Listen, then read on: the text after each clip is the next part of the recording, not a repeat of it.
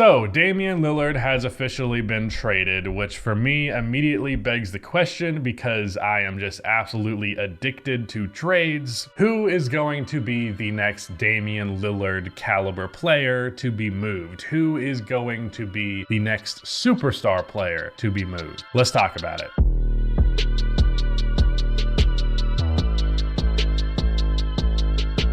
Real quick before I get into this video, please be sure to subscribe to the channel. Also drop a like, it only takes 1 second and it makes a massive difference in how the video performs in the YouTube algorithm. So I have a couple of names here. Obviously, a player that I consider to be a superstar is a fairly short list, and a lot of superstars around the league have a fairly secured position within their franchise. Everybody else here though, not as much, and I'm not going to make strong predictions towards where or how they're actually going to be moved or even when, but it seems like there could be potentially a move in the near future for all of them. With that said, let's first talk about the Clippers, and this is kind of a twofer here: Kawhi Leonard and Paul George. I don't know how many more years they can really keep doing it with this team. They have been a hypothetical basketball team pretty much forever. Now, when you take a look at how good the Clippers are with Kawhi and Paul George, it's actually pretty mind-boggling. They have an absolutely absurd record when they actually play together. It's not nearly as impressive in the playoffs, which is an area of concern, but when they play together, they tend to dominate. So for every reason there is, it makes sense to hold on to these guys, because you get that 1 year where the stars align and they play together,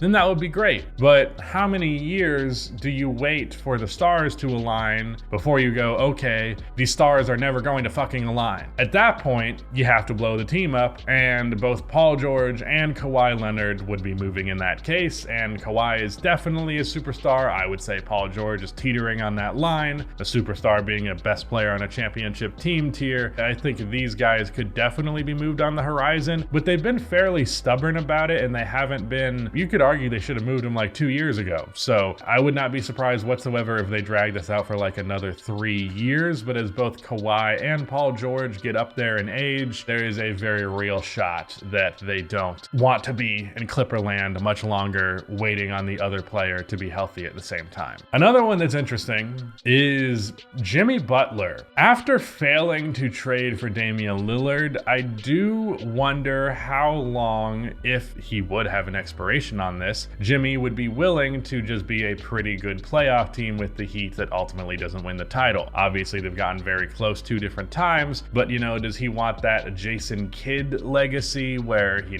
got the Nets to the finals, but who really gives a shit because they just got dicked on by whoever was there? Did I use the phrase dicked on my more professional channel? Jesus Christ.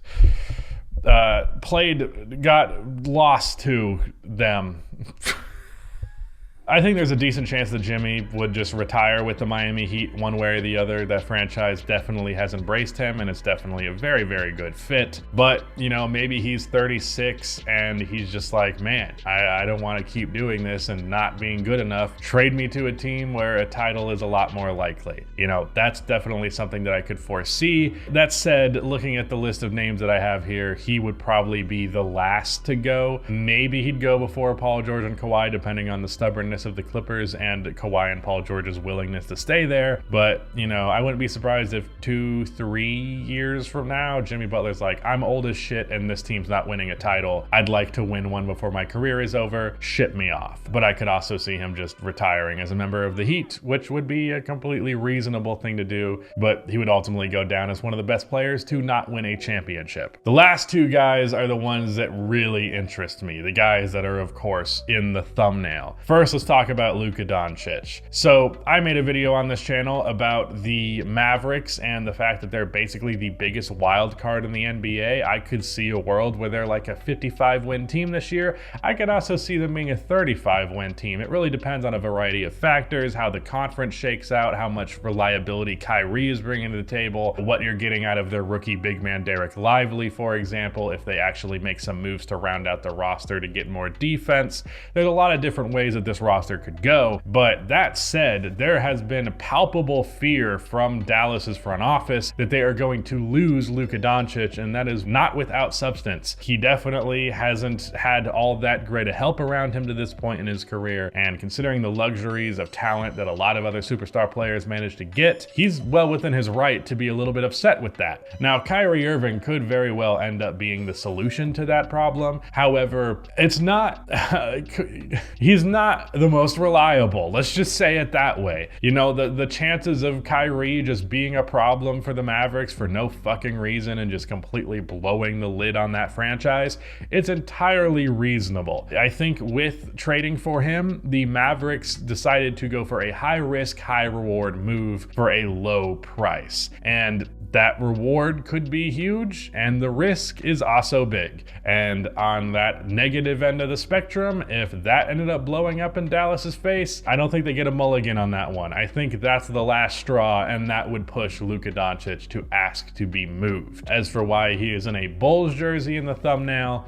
well, I like to live in a fake reality, and, you know, that hypothetical is the only thing that gives me any kind of hope, but it probably wouldn't be Chicago, let's be honest. Why would I bother giving myself hope? Anyways, let's talk about the answer to the question of this video, which is Joel Embiid. Joel Embiid is the next superstar that I think is going to be traded. Now, I do want to make the point right out of the gate that this could be pretty heavily predicated on Joel Embiid's patience, because after James Harden's contract is done this next coming offseason, whether that be they have him leave already, or they have him leave after the season, or they trade him for other expiring contracts, they will have a lot of cap space. Tobias Harris' contract is expiring, and they'll pretty much only have Joel Embiid and Tobias Harris, and they'll pretty much only have Joel Embiid and Tyrese Maxey on the books, and they should have a lot of cap space, and that's a decent free agency class where they could get another star player and a bunch of role players and still have room. So waiting a year and cashing out is very viable. But Joel Embiid has been with this franchise for a decent chunk of time, and they have been disappointing pretty much every single year. And I know that when they didn't have James Harden that one season, while also not having Ben Simmons, they were a good team for sure, but probably not a circumstance that was ideal for Joel Embiid and not one that he would like to be in again. And I would not be surprised if come trade deadline, he's just too impatient with it and he does not care for the long-term future. I realize that as NBA fans, and obviously the front offices can have this kind of mindset, but when you're an actual player, and you're especially Joel Embiid, who has a body that very well could deteriorate faster than not, just because he's had a long history of injuries, and that tends to be what happens with 7-footers, especially heavy ones. The window for him actually competing for a championship as the best player on that team especially is probably a relatively thin one, and they don't really have the time, he doesn't really have the time to sit there and wait around for free agency to maybe hit. So for that reason, I do think there's a very real shot Joel Embiid gets super impatient with the Sixers and the prospects just don't look good enough to him for the future, and he decides, I've had enough of Philadelphia. That's it, my prediction. Joel Embiid, he's the next superstar to be traded. After that, I don't know, it's hard to predict with Luka, because I want to be positive, and I think